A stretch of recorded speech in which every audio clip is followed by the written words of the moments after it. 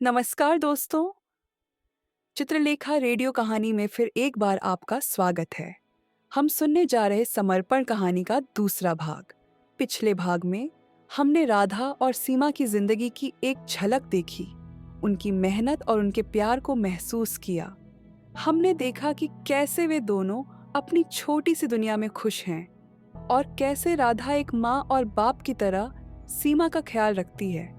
अब चित्रलेखा रेडियो कहानी के समर्पण के इस दूसरे भाग में हम उस कहानी को और आगे बढ़ाएंगे। तो बने रहिए हमारे साथ, क्योंकि आज हम उस रहस्य के और करीब पहुंचेंगे जो इन दो बहनों के जीवन में एक नया मोड़ लाएगा। कहानी शुरू करने से पहले कृपया चेतावनी पर ध्यान दें। हमारे चैनल पर प्रस्तुत सभी कहानियाँ और वीडियो पूर्णतः काल्पनिक हैं।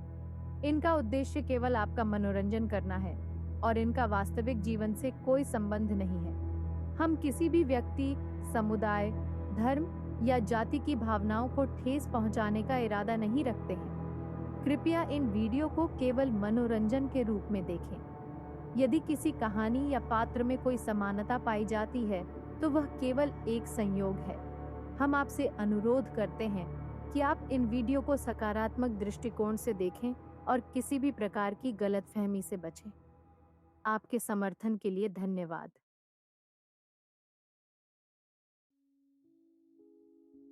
सुबह की सुनहरी किरणें राधा के चेहरे पर फैल रही थीं और उसकी त्वचा को और भी निखार रही थी। उसे अपने गालों पर कुछ गर्म एहसास हुआ और उसकी नींद एक मीठी मुस्कान के साथ खुली। हर सुबह की तरह उसने अपनी चाय बनाई और खिड़की के पास जाकर बाहर देखने लगी। बाहर का नज़ारा रोजाना जैसा ही था। गलियों में फेरी वालों की आवाजें, चिड़ियों की चहचहाट और सूरज की बढ़ती हुई किरणें। लेकिन आज कुछ अलग था। राधा का मन कुछ विचारों में खोया हुआ था। उस अजनबी की आंखें, उसकी मुस्कान और वो अजीब सी कशिश जो उसने महसूस की थी, उसके दिमाग में गूंज रही थी। वह समझ नहीं पा रही थी कि क्या हो रहा है, लेकिन एक अनजाना सा एहसास उसके दिल को गुदगुदा रहा था। दूर कहीं वह अजनबी शेखर भी उसे देख रहा था। हर रोज की तरह आज भी उसकी नजरें राधा पर टिकी हुई थी। उसने राधा के चेहरे पर मुस्कान देखी और उसका दिल भी एक अजीब सी खुशी से भर गया, जैसे उसकी मुस्कान ने उसे भी छू लिया हो। वह नहीं जानता था कि राधा किस बारे में सोच रही है, लेकिन उसकी मुस्कान ने उसे एक उम्मीद दी थी, एक अनकही सी उम्मीद। सीमा अचानक नींद से हड़बड़ा कर उठी। अरे बाप रे दीदी, अब मैं तो गई काम से। आज मेरी सुबह की क्लास थी और मैं भूल गई। हाँ। वह बिस्तर से कूद पड़ी। राधा ने उसे शांत करने की कोशिश की, हालांकि थोड़ी चिंता उसे भी हो रही थी। सीमा तेजी से बाथरूम की तरफ भागी, अपनी क्लास के बारे में बड़बड़ाती हुई। राधा ने मुस्कुराकर चाय बनाने का काम शुरू कर दिया। सीमा हमेशा से ऐसी ही थी, अब थोड़ी भुलक्कड़, थोड़ी लापरवाह, पर दिल की साफ। चाय के साथ उसने एक रोटी भी सेंकी और उसे सीमा के लंच बॉक्स में रख दिया। कुछ ही मिनटों में सीमा तैयार होकर बाहर आई, हांफती हुई। राधा ने उसे लंच बॉक्स थमाया और उसे ध्यान से जाने के लिए कहा। सीमा ने चाय का एक घूंट लिया, रोटी का एक टुकड़ा खाया और राधा को गले लगाकर तेजी से घर से निकल गई। सीमा के जाने के बाद राधा ने घर को साफ किया और अपने काम में लग गई। सिलाई मशीन की आवाज उसके कानों में गूंज रही थी, लेकिन उसका मन आज भी कहीं और था। वह बार बार उस अजनबी के बारे में सोच रही थी, उसकी आंखों के बारे में, उसकी मुस्कान के बारे में। दोपहर का समय हो रहा था जब दुकान में एक आदमी आया। राधा ने उसे देखते ही पहचान लिया। यह वही लड़का था जो गोलगप्पे वाले दिन उससे टकरा गया था। एक पल के लिए वह सन्न रह गई, कुछ बोल नहीं पाई। नमस्ते, लड़के ने कहा। उसकी आवाज में एक हल्की सी झिझक थी। मुझे अपनी माँ के लिए एक ड्रेस ठीक करवानी है, उन्हें कुछ जरूरी काम था, तो उन्होंने मुझे यह दे दिया। राधा ने उसे इशारा किया कि वह ड्रेस नीचे रख दे। वह चुप रही और लड़के ने मौका देखकर अपना परिचय दिया। मेरा नाम शेखर है, मैं यहीं पास में रहता हूँ। फिर उसने आगे कहा, आप मेरी माँ को जानती होंगी, वे आपकी ग्राहक हैं। राधा ने आखिरकार चुप्पी तोड़ी। हाँ हाँ, मैं जानती हूँ, वह बहुत ही अच्छी है। कुछ देर के लिए दोनों भी शांत रहे। राधा उस ड्रेस को गौर से देख रही थी। तभी शेखर बोल पड़ा। मुझे माफ कीजिए, शेखर ने कहा। राधा ने सवालिया नजरों से उसे देखा। वो उस दिन, गोलगप्पे वाले दिन, शेखर ने थोड़ा झिझकते हुए कहा। मैं ही था जो आपसे टकरा गया था। हाँ, मुझे याद है, राधा ने कहा। कोई बात नहीं, हो जाता है। क्या आपको गोलगप्पे पसंद है? शेखर ने पूछा। हाँ, बहुत, राधा ने मुस्कुराकर जवाब दिया। आप अपनी माँ से कह दीजिएगा कि वह ड्रेस कल सुबह ले जा सकती है, राधा ने बात बदलते हुए कहा। ठीक है, शेखर ने कहा और जाने को मुड़ा। और राधा ने उसे रोका। अगर उनकी तबीयत ठीक ना हो या कोई और काम हो तो आप भी आकर ले जा सकते हैं। जरूर, शेखर ने कहा, मैं उन्हें बता दूंगा। और एक पल के लिए राधा की आंखों में देखकर उसके चेहरे पर एक हल्की सी मुस्कान आ गई और फिर वो चला गया। शेखर के जाने के बाद राधा का ध्यान काम में नहीं लग रहा था। उसकी उंगलियां बार बार धागे से उलझ रही थीं। सिलाई मशीन की आवाज उसे परेशान कर रही थी। वह बेचैन हो गई, समझ नहीं पा रही थी कि उसे क्या हो रहा है। उसकी आंखें बार बार दरवाजे की ओर मुड़ने लगीं, जैसे किसी का इंतजार कर रही हो। उसने अपनी कुर्सी छोड़ी और खुद के लिए चाय बनाने लगी। उसने सोचा कि शायद एक कप गर्म चाय से उसका ध्यान बट जाए। चाय बनाते वक्त भी वह उसी के बारे में सोच रही थी। उसकी आंखें बंद कर ली और वह उसकी आवाज, उसकी मुस्कान, सब कुछ फिर से महसूस करने की कोशिश करने लगी। चाय की प्याली लेकर वह खिड़की के पास चली गई और बाहर देखने लगी। बाहर का नजारा आज कुछ अलग सा लग रहा था, जैसे हर चीज में एक नई जान आ गई हो। सूरज की रोशनी और भी तेज लग रही थी और हवा में एक अलग सी खुशबू थी। चाय की चुस्की लेते हुए वह बाहर की दुनिया में खो सी गई। शाम ढलने लगी थी और सीमा कॉलेज से घर लौट रही थी। दिन भर की पढ़ाई और दोस्तों के साथ हंसी मजाक के बाद वह थोड़ी थकी हुई थी, पर खुश थी। वह अपने ख्यालों में खोई हुई धीरे धीरे कदम बढ़ा रही थी, जब अचानक रतन उसके सामने आ खड़ा हुआ। अरे सीमा, आजकल दिखती ही नहीं, उसने कहा। उसकी आवाज में एक अजीब सी वासना थी जो सीमा को कभी अच्छी नहीं लगी थी। सीमा ने एक हल्की सी मुस्कान के साथ जवाब दिया, कॉलेज में काफी पढ़ाई होती है रतन, टाइम नहीं मिलता। हाँ हाँ, पढ़ाई तो जरूरी है, रतन ने कहा और एक कदम और आगे बढ़कर सीमा के करीब आ गया। उसकी इस हरकत से सीमा थोड़ी असहज हो गई। लेकिन पढ़ाई के साथ साथ थोड़ा घूमना फिरना भी जरूरी है, रतन ने कहा और अपने हाथ से सीमा के बाजू को छूने की कोशिश की। सीमा झट से पीछे हट गई। क्या कर रहे हो रतन, उसने कहा।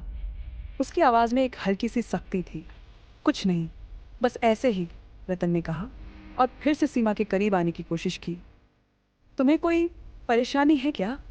आजकल थोड़ी उदास सी लगती हो। नहीं, कोई परेशानी नहीं है, सीमा ने कहा और तेजी से आगे बढ़ने लगी। लेकिन रतन ने उसका रास्ता रोक लिया। ऐसे कैसे? बताओ तो, क्या बात है, उसने कहा और सीमा का हाथ पकड़ने की कोशिश की। सीमा घबरा गई।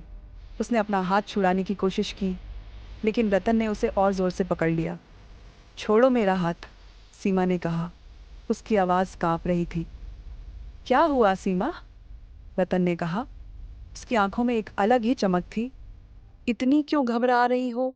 सीमा डर गई थी। वह जानती थी कि रतन के इरादे ठीक नहीं हैं। वह किसी तरह से उसे छुटकारा पाना चाहती थी। उसने अपना हाथ छुड़ाने की पूरी कोशिश की और आखिरकार एक झटके से उसका हाथ रतन की पकड़ से छूट गया। वह बिना एक पल गंवाए तेजी से पीछे हटी और फिर जितनी तेजी से भाग सकती थी भागी। उसकी सांसें तेज चल रही थी। और उसका दिल धड़क रहा था, जैसे कोई ड्रम बज रहा हो। वह पीछे मुड़कर नहीं देख रही थी, बस भागती जा रही थी, जब तक कि वह अपने घर की गली में नहीं पहुंच गई। गली के मोड़ पर मुड़ते ही उसने एक पल के लिए सांस रोकी और फिर अपने घर की ओर दौड़ लगाई। राधा अभी भी खिड़की के पास खड़ी थी, अपने ख्यालों में खोई हुई। दरवाजे के जोर से खुलने की आवाज ने उसे चौंका दिया और वह दौड़कर दरवाजे की तरफ भागी। उसने देखा कि सीमा हाँफ रही थी। उसका चेहरा लाल पड़ा था और वह तेजी से सांस ले रही थी। राधा सीमा की यह हालत देखकर घबरा गई। सीमा, क्या हुआ? सब ठीक तो है? उसने घबराहट भरी आवाज में पूछा। उसके मन में अजीब ख्याल आने लगे। थोड़ी देर बाद जब सीमा की सांसें थोड़ी सामान्य हुई, तो उसने राधा को रत्न के साथ हुई घटना के बारे में बताया। राधा का खून खौल उठा। ये कैसे हो सकता है? वह गुस्से से बोली। मैं अभी उससे बात करती हूँ। वह दरवाजे की ओर बढ़ी, लेकिन सीमा ने उसका हाथ पकड़ लिया। नहीं दीदी, प्लीज मत जाओ, सीमा ने कहा। उसकी आवाज में डर साफ झलक रहा था। वह बहुत खतरनाक है। अगर उसने तुम्हें कुछ कह दिया या कुछ कर दिया तो? लेकिन हम चुप नहीं रह सकते सीमा, राधा ने कहा। हमें कुछ तो करना होगा। हाँ दीदी, लेकिन अभी नहीं, सीमा ने कहा। हम अकेले हैं। अगर उसने फिर से हमें परेशान किया तो हमारा बचाव कौन करेगा? तो क्या हम चुपचाप सब सहते रहेंगे? राधा ने कहा। उसकी आवाज में गुस्सा और लाचारी दोनों थी। नहीं दीदी, सीमा ने कहा, मैं उससे बचने की कोशिश करूंगी। मैं कॉलेज से सीधा घर आऊंगी और कहीं अकेले नहीं जाऊंगी। लेकिन ये कोई हल नहीं है सीमा, राधा ने कहा। हमें उसे सबक सिखाना होगा। प्लीज दीदी, सीमा ने मिन्नत की। अभी कुछ मत करो मैं बहुत डरी हुई हूं। सीमा की आंखों में डर देखकर राधा का गुस्सा थोड़ा कम हुआ। उसने सीमा को गले लगाया और कहा, ठीक है सीमा, अभी हम कुछ नहीं करेंगे। लेकिन अगर उसने फिर से तुम्हें परेशान किया तो मैं चुप नहीं रहूंगी। रात करवटें बदलते हुए गुजर गई। राधा और सीमा पूरी रात सो नहीं पाई। डर और बेचैनी ने उन्हें पूरी तरह जकड़ लिया था। सीमा के साथ हुई घटना के बाद दोनों के मन में एक अजीब सा डर बैठ गया। राधा को गुस्सा आ रहा था, अपनी लाचारी पर और उस अनजाने खतरे से जो उन पर कभी भी आकर टूट सकता है। सीमा सहमी हुई छत की ओर देखती रही, हर आहट पर चौंक जाती। किसी तरह सुबह के कुछ घंटों में उनकी आंखें झपक गईं, पर वह भी एक अजीब सी उलझन भरी नींद थी। अब दिन पूरी तरह से निकल आया था। गलियां फिर से चहल पहल से भर गईं, हर रोज की तरह। शेखर अपनी खिड़की से राधा को देखने के लिए बेचैन हो रहा था। उसकी आंखें बार बार उस खिड़की की ओर जा रही थीं, जहां से वह हर सुबह उसे देखा करता था। लेकिन आज राधा खिड़की पर नहीं आई। कई तरह के विचार उसके मन में आने लगे। क्या वह ठीक है? क्या वह कहीं सुबह सुबह ही चली गई है? या क्या उसे पता चल गया है कि मैं उसे हर रोज देखता हूं? यह सोचकर उसका दिल तेज धड़कने लगा। उसने फैसला किया कि वह दुकान जाएगा, अपने कपड़े लेने के बहाने। कम से कम उसे यह तो पता चलेगा कि राधा ठीक है या नहीं। वह जल्दी से तैयार हुआ और दुकान की ओर चल दिया। शेखर दुकान के सामने पहुंचा। दुकान अभी तक बंद थी। यह तो अजीब बात है, उसने सोचा। राधा हमेशा सुबह जल्दी दुकान खोल लेती थी। वह कुछ मिनट तक वहीं खड़ा रहा, इंतजार करता रहा कि शायद कोई आ जाए। उसका मन दुविधा में था। क्या उसे दरवाजा खटखटाना चाहिए या नहीं? आखिरकार उसने हिम्मत जुटाकर दरवाजा खटखटाया। कोई जवाब नहीं आया। अब वह और भी दुविधा में पड़ गया। क्या उसे फिर से खटखटाना चाहिए या चला जाना चाहिए? उसने फिर से दरवाजा खटखटाया। फिर भी कोई जवाब नहीं। वह कुछ देर और इंतजार करता रहा और फिर निराश होकर वापस मुड़ने लगा। शायद वह कहीं बाहर गए हों। उसने खुद को समझाने की कोशिश की। शेखर के लौटने के बाद कई दिन बीत गए। राधा की दुकान अब नियमित समय पर खुलने लगी थी, लेकिन उसकी खिड़की पर शेखर का इंतजार खत्म नहीं हुआ था। वह रोज आता था, कभी अपनी माँ के लिए कोई कपड़ा लेकर, कभी किसी और बहाने से, और हर बार उसकी नजरें राधा को ढूंढती थीं। और हर बार उन दोनों के बीच एक अनकहा सा संवाद होता था। धीरे धीरे उनकी बातचीत भी बढ़ने लगी। शुरुआत में सिर्फ कपड़ों और काम की बातों से शुरू होकर अब उनके बीच और भी कई विषयों पर बातें होने लगीं। शेखर ने राधा को अपने परिवार के बारे में बताया, अपने सपने और अपनी उम्मीदों के बारे में। राधा भी धीरे धीरे उससे खुलने लगी। उसने शेखर को अपने बचपन की कुछ यादें बताईं, अपने काम के बारे में बताया और अपनी छोटी सी दुनिया के बारे में।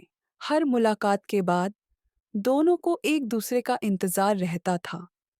जैसे जैसे दिन गुजरते गए, राधा और शेखर के बीच एक गहरा सा रिश्ता बनने लगा।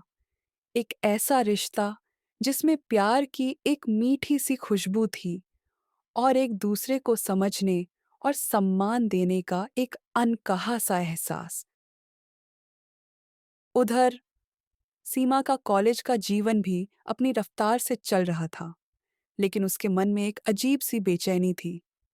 रतन के साथ हुई वह घटना उसे पल भर के लिए भी चैन नहीं लेने दे रही थी। कॉलेज जाते वक्त वह हर वक्त डरी हुई रहती, क्या कोई उसका पीछा तोह नहीं करा रहा, या कोई उसे देख तोह नहीं रहा। वह हर वक्त चौंकना रहने लगी। क्लास में भी उसका ध्यान पढ़ाई में काम रहने लगा। रतन का चेहरा, उसकी आंखें और उसकी धमकी भरे शब्द बार बार उसके दिमाग में गूंजते रहते। वह जानती थी कि उसे किसी से बात करनी चाहिए, अपनी दीदी को सब कुछ बता देना चाहिए, लेकिन डर उसे रोक रहा था। वह नहीं चाहती थी कि राधा और भी ज्यादा परेशान हो। वह अपनी दीदी को खुश देखना चाहती थी और उसे लगता था कि अगर वह उसे यह सब बताएगी तो वह और भी चिंता में पड़ जाएगी। इसलिए उसने चुप रहने का फैसला किया, लेकिन यह फैसला उसके लिए बहुत मुश्किल था। हर पल उसे लगता जैसे कोई अनहोनी होने वाली है। एक दिन शेखर दुकान पर आया तो राधा कहीं नजर नहीं आई। सीमा अकेली बैठी कुछ काम कर रही थी, पर उसकी निगाहें कहीं और थीं, जैसे किसी सोच में डूबी हुई हो। तभी कोई दरवाजे से अंदर आया। नमस्ते, शेखर ने कहा। सीमा का ध्यान एक झटके से दरवाजे की ओर गया। शेखर को देखते ही एक पल के लिए तो जैसे उसकी बोलती ही बंद हो गई। उसका चेहरा सफेद पड़ गया और उसकी आंखों में एक अजीब सी घबराहट आ गई। शेखर ने उसे पहचान लिया और उसे बताया कि वह शेखर है। उसने सोचा शायद राधा ने उसके बारे में उससे बताया होगा, लेकिन सीमा ने बस इतना ही कहा कि राधा घर पर नहीं है और उसे बाद में आना चाहिए। उसकी आवाज भी थोड़ी कांप रही थी। शेखर सीमा के इस अजीब व्यवहार से हैरान रह गया। उसने कहा कि वह बाद में आएगा और दुकान से बाहर निकल गया। लेकिन उसके मन में एक शक पैदा हो गया। सीमा इतनी घबराई हुई क्यों थी? क्या कोई बात है? कुछ तो गड़बड़ है, उसने सोचा। अंधेरा घिरने लगा और शेखर की बेचैनी वक्त के साथ बढ़ने लगी। पिछले कुछ दिनों से वह राधा से न तो मिल पाया था और न ही उसे देख पाया था। उसका मन बार बार उसे राधा के पास जाने के लिए कहने लगा, लेकिन इतनी रात को उसकी दुकान पर जाना शायद ठीक नहीं होगा। उसने सोचा, अगर किसी ने उसे देख लिया तो क्या होगा? वह दुविधा में फंस गया। उसका दिल उसे राधा के पास दौड़कर जाने के लिए कह रहा था, लेकिन उसका दिमाग उसे समझदारी से काम लेने के लिए कह रहा था। आखिरकार उसने अपने दिल की बात मान ली। वह राधा की दुकान की ओर चल पड़ा। गली में सन्नाटा छा रहा था। दुकानदार अपनी चीजें समेटकर दुकान बंद करने में व्यस्त थे। उनके अलावा कोई भी आसपास नजर नहीं आ रहा था। शेखर चुपके से राधा की दुकान तक पहुंचा और धीरे से दरवाजा खटखटाया। अंदर से कोई जवाब नहीं आया, लेकिन शेखर को लगा जैसे अंदर कुछ हलचल हो रही है। एक पल के लिए सन्नाटा छा गया। फिर उसे कुछ धीमी, दबी हुई आवाजें सुनाई दी, जैसे कोई रो रहा हो। उसका माथा ठनक गया। क्या सब ठीक है? शायद दोनों बहनें किसी मुसीबत में हैं। उसने फिर से दरवाजा खटखटाया। इस बार थोड़ा जोर से, राधा जी, सीमा जी, मैं शेखर हूँ। क्या सब ठीक है? कोई परेशानी है क्या? उसने अपनी आवाज को जितना हो सका कोमल और चिंताजनक रखने की कोशिश की। अभी भी कोई जवाब नहीं आया। बस अंदर से सिसकियों की आवाजें आ रही थीं। शेखर का दिल और जोर से धड़कने लगा। वह बेचैनी से दरवाजे पर हाथ फेरने लगा। क्या करे? उसे समझ नहीं आ रहा था। अगर वह जोर से दरवाजा खोलने की कोशिश करे तो क्या होगा? कहीं कोई बात और बिगड़ तो नहीं जाएगी? हिसक के। लेकिन अगर वह कुछ नहीं करेगा तो वह सोच भी नहीं पा रहा था। उसने एक और बार आवाज लगाई, राधा जी, प्लीज कुछ तो बोलिए, मैं आपकी मदद करने के लिए आया हूं। जैसे ही शेखर दरवाजे पर आखिरी दस्तक देने वाला था, दरवाजा अचानक खुल गया। सामने राधा खड़ी थी और शेखर उसे देखकर हक्का बक्का रह गया। उसके बाल बिखरे हुए थे और वह सिर से पांव तक कांप रही थी। उसकी आंखें डरी हुई थीं, जैसे उसने कोई भयानक चीज देखी हो। लेकिन जो चीज शेखर को सबसे ज्यादा चौंका गई वह थे उसके हाथ, खून से लथपथ। इससे पहले कि शेखर कुछ कह पाता, राधा ने उसे अंदर खींचा और दरवाजा धड़ाम से बंद कर दिया। अंदर का सन्नाटा और भी डरावना लग रहा था, जैसे कोई भयानक तूफान आने से पहले की शांति। अंदर का नजारा और भी भयानक था। शेखर जो कुछ देखा उस पर यकीन करना मुश्किल था। एक कोने में सीमा बैठी थी, सदमे में डूबी हुई। उसके बाल बिखरे, कपड़े जगह जगह से फटे हुए और चेहरा लाल हो गया था। वह लगातार रो रही थी। उसकी हालत देखकर शेखर का दिल दहल गया। और फिर शेखर ने जो देखा उससे तो उसके होश ही उड़ गए। फर्श पर एक आदमी औंधे मुंह गिरा पड़ा था। उसके चारों तरफ खून ही खून फैला हुआ था। उसकी गर्दन के किनारे से एक कैंची घुसी हुई थी और वहां से अभी भी खून रिस रहा था। वह मंजर इतना डरावना और वीभत्स था कि शेखर के पांव जैसे जम ही गए। उसकी आंखें फटी की फटी रह गईं और उसकी जुबान जैसे किसी ने सील दी हो। वह बस वहां खड़ा रह गया, जैसे वक्त थम गया हो। अचानक राधा ने उसे कसकर गले लगा लिया और बिना कुछ कहे रोने लगी। शेखर अभी भी उस भयानक मंजर से स्तब्ध था। धीरे धीरे उसे एहसास हुआ कि राधा उसके कंधे पर झुकी हुई है। उसने किसी तरह हिम्मत जुटाई और राधा के कंधों को पकड़कर उसे सहारा दिया। शांत हो जाओ राधा, उसने कहा, गहरी सांस लो। उसकी आवाज थोड़ी कांप रही थी, पर उसमें एक धीरज दिलाने वाला भाव था। यह रतन था, राधा ने कहा। उसकी आवाज अभी भी कांप रही थी, जैसे हर शब्द उसके गले में अटक रहा हो। वह नशे में धुत होकर अचानक घर में घुस आया था। हम बहुत डर गए थे। उसने सीमा के साथ बदतमीजी करनी शुरू कर दी। राधा की आंखें फिर से भर आईं, जैसे उस भयानक पल की याद फिर से ताजा हो गई हो। मैंने उसे रोकने की कोशिश की। मैंने कहा कि चले जाओ, यहां से चले जाओ, लेकिन वह नहीं माना। उसने मुझे धक्का दिया इतनी जोर से कि मैं गिर गई। और फिर वह सीमा की तरफ बढ़ा। उसने उसने उसके कपड़े। राधा फिर से रोने लगी। उसने कपड़े फाड़ने शुरू कर दिए। राधा का गला रूंध गया। उसकी आवाज एक सिसकी में बदल गई। मैं बर्दाश्त नहीं कर सकी। मैं बिल्कुल बेबस थी। शेखर, मुझे कुछ समझ नहीं आ रहा था। मैंने मैंने कैंची उठा ली, मेरी सिलाई मशीन पर रखी थी और वह आगे कुछ नहीं कह पाई, बस रोती रही। उसकी सिसकियां कमरे के सन्नाटे को चीर रही थीं। मैंने मैंने उसे मार दिया, उसने आखिरकार कहा, जैसे ये शब्द उसके मुंह से जबरदस्ती निकल रहे हों। उसकी आंखों में एक बेबसी थी, एक ऐसा दर्द जो शब्दों में बयां करना मुश्किल था।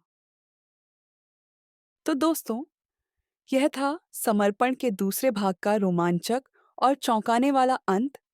क्या आपने सोचा था कि कहानी इस मोड़ पर पहुंचेगी? राधा और सीमा के जीवन में आए इस भयानक मोड़ ने सब कुछ बदल दिया है। शेखर के सामने खुला यह रहस्य क्या उनके जीवन को हमेशा के लिए बदल देगा? हमें कमेंट करके ज़रूर बताएं कि आपको यह भाग कैसा लगा। आपकी प्रतिक्रिया हमारे लिए बहुत महत्वपूर्ण है। अगर आपको यह कहानी पसंद आई, तो वीडियो को लाइक और शेयर करना ना भूलें। और हाँ, हमारे चैनल को सब्सक्राइब करना मत भूलिएगा, ताकि आप समर्पण के अगले भाग का आनंद ले सकें, जो हम जल्द ही लेकर आएंगे। हम जल्द ही मिलेंगे। तब तक के लिए धन्यवाद और खुश रहिए।